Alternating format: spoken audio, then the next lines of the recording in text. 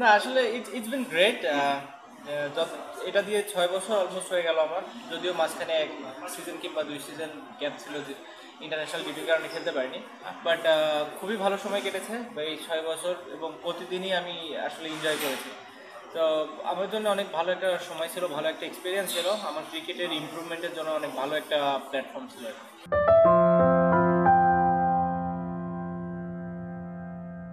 সবসময় support staff অনেক help করে, শুধু আমাকে না, আমার মনে হয় পুরো টিমের সবাইকেই সমানভাবে হেল্প করে, যখনই যার যেটা দরকার হয় প্রোভাইড করার চেষ্টা করে। তো যেটা খুবই ভালো। আর আমাদের সাপোর্ট স্টাফ যদি আপনি দেখেন, যেখানে জ্যাক ক্যালিস আছে, ওয়াসিম আকরাম আছে, Simon Katich, Mark Boucher, all the experience player আর মানে they are one of the greats of the game. So এখানে আসলে ওদের কাছ থেকে এটাই আশা করা সম্ভব।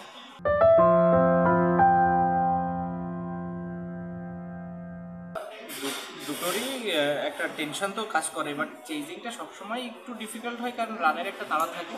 বাট আমার মনে হয় যারা ভালো চেস করে তাদের একটা প্ল্যান অবশ্যই থাকে, যে তারা কিভাবে অ্যাপ্রোচ করবে গেমটা। তো সবাই যার যার প্ল্যান নিয়ে আসলে ফোকাস করে ওই সময় আসলে, যে এত রান চেস করতে হবে এত বল, ওটাকেও আসলে ফোকাস করে না, কারণ ওটা করলে সবসময় প্রেশারটা তৈরি হয়।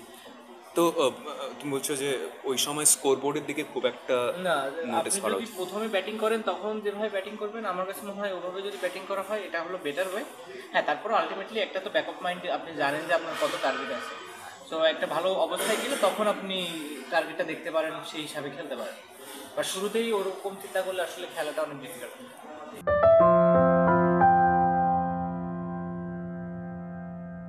আসলে বলা মুশকিল কেন, বাট আমার কাছে মনে হয় এখন তো আগের থেকে অনেক ইমপ্রুভ করেছে সব ব্যাটসম্যানরা, এখন লেফট আর্ম স্পিনে অত বেশি প্রবলেম করে বলে মনে হয় না, আনলেস কোয়ালিটি একজন স্পিনার হলে, সেটা লেফট আর্ম হোক, রাইট আর্ম হোক, লেগ স্পিনার হোক, যে হোক, যে কোনো স্পিনারই হোক, কোয়ালিটি বলার হলে তখন তার এগেনস্টে ব্যাটসম্যানরা স্ট্রাগল করবে, এটাই স্বাভাবিক। বাট এখন যেটা হয় যে উইকেটগুলো এত ভালো থাকে, তো ব্যাটসম্যান ফ্রেন্ডলি থাকার কারণে অত বেশি স্ট্রাগল ব্যাটসম্যানকে করতে হয় না। বাট হ্যাঁ, যদি স্পিনিং ট্র্যাক হয়, টার্নিং ট্র্যাক হয়, তখন হয়তো ব্যাপারগুলো।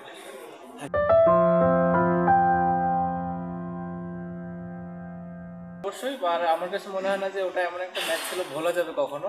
তো আশা করি এমন কিছু আমরা করতে পারবো যেটা দিয়ে আমরা ওটা ভুলতে পারবো, তার আগ পর্যন্ত ওটা আমরা সবসময় মনে পড়বে।